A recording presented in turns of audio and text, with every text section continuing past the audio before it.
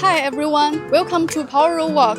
I'm Jessie. Today, we're going to dive into an innovative project, a smart EV charging station integrated with solar and energy storage.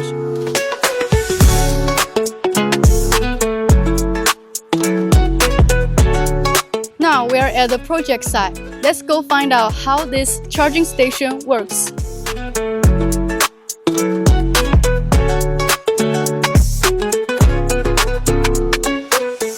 Here you can see 4 units of all-in-one air cooling battery systems.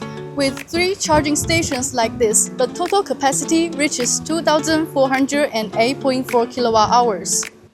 They are compact and sit between the trees, flexible enough to fit into any kinds of environments.